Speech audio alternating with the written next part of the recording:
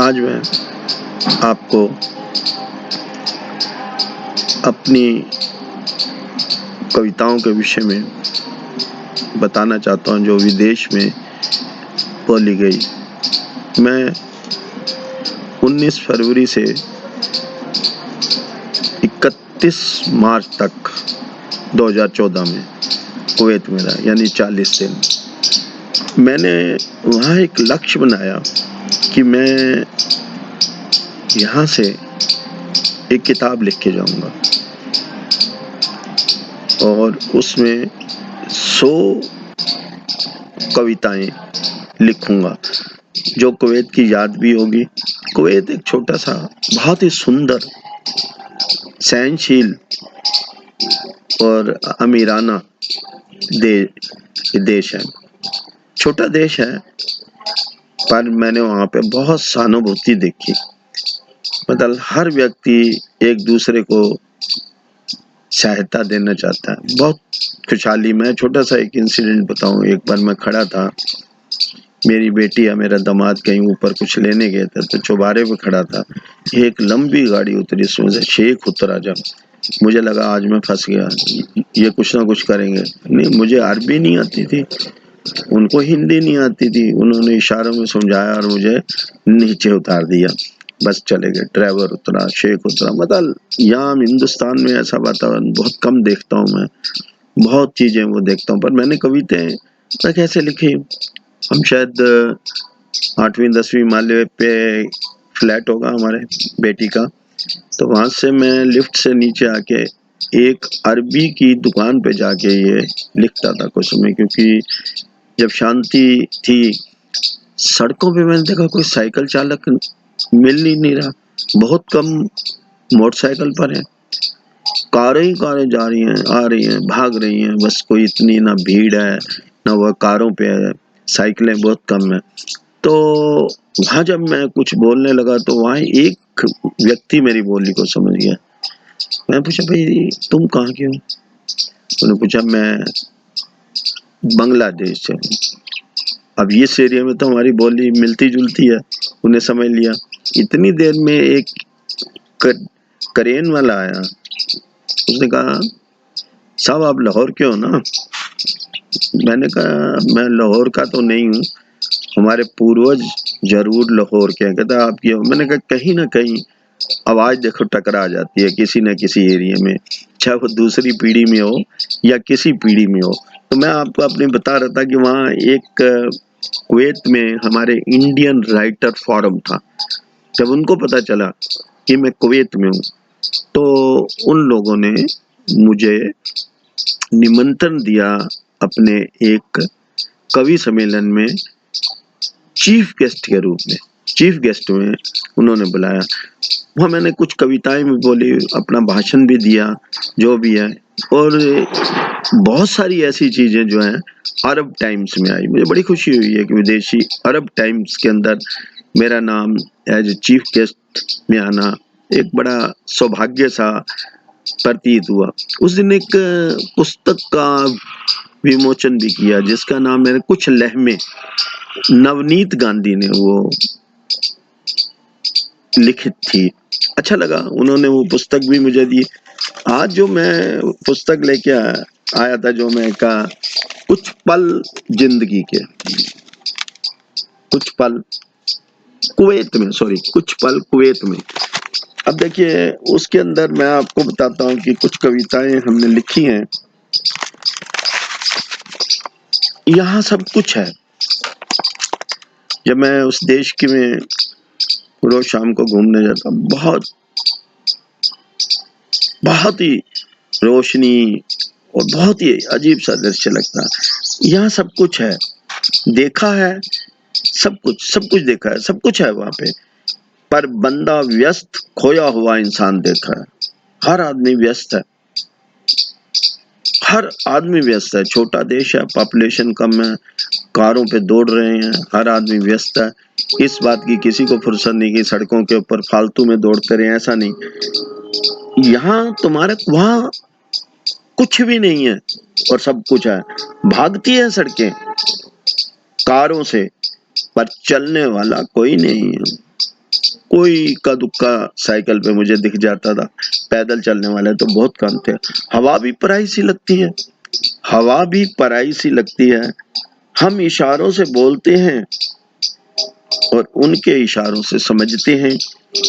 देखते सब कुछ हैं, सलाम करते हैं। जान पहचान हो ना हो, जब वहां से करीब से लोग गुजरेगा तो सलाम करता हुआ जाएगा। हर कोई सलाम करता है, पर गले से कोई नहीं मिलता, गले से कोई नहीं मिलता। दौलत है पर ले जाने के लिए नहीं, दौलत है वहां पे, ले जाने के लिए नहीं। हर सुविधा तो है, फिर भागते क्यों है? हर सुविधा तो है, फिर भागते। जी चाहता है, जी चाहता है। तेल से चलता है ये देश, तेल से चलता है देश। ये देश कितना छोटा है, तेल से चलता है देश, ये कितना छोटा है। आबादी हमारे कस्बे के बराबर है, आबादी हमारे कस्बे के बराबर है, पर अनेक देशों को साथ लेकर संबंध तो बनाता है, संबंध तो बनाता है और अपना एक महत्व भी रखता है, अपने अनुसार एक महत्व रखता है। देखिए, यह सब कुछ है कहने को, पर अपना कुछ भी नहीं है। सब कुछ है पर अपना कुछ भी नहीं है। छोड़ जाने को नजारा है जो देखते रहो। हर चीज जो आती है बाहर से, हर चीज आती है, नए मॉल्स वगैरह में हर चीज उपलब्ध है वहां पे। हर चीज जो आती है बाहर से, उत्पादन हर देश का मिलता है। और मैं देखा कि सेबों के अगर स्टॉल लगे हैं तो लिखा होगा इंडियन, इटालियन, कोरियन, ऐसे स्टॉल लगे हुए हैं। कहता उत्पादन हर देश का मिलता है। यहाँ छोटा सा है ये मुल्क, पर मान देता है। छोटा सा तो है ये देश, पर इज्जत बहुत देता है, मान देता है।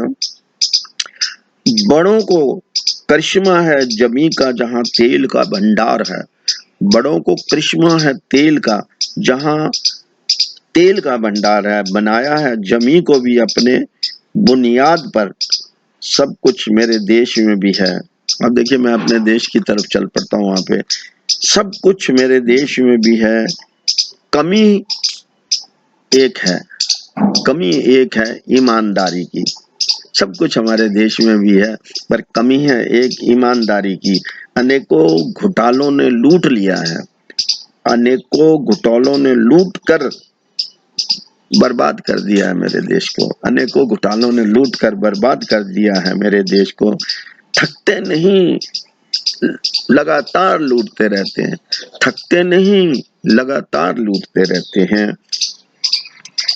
अपने लिए रखकर सभी को बेच देते हैं, अपने उत्पादनों को बाहर ले जाते हैं, अपने लिए रखकर सभी को बेच। घोटाले रुक जाएं तो मेरा देश भी महान बन जाए, घोटाले रुक जाएं तो मेरा देश भी महान बन जाए। धोखा नहीं, मैंने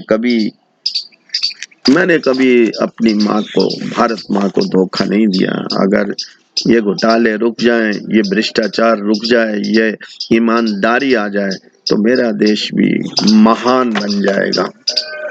देखिए, वहाँ बहुत कुछ देखा हमने। वहाँ एक और छोटी सी कविता है, कुवैत की हवाएं, कुवैत की हवाएं।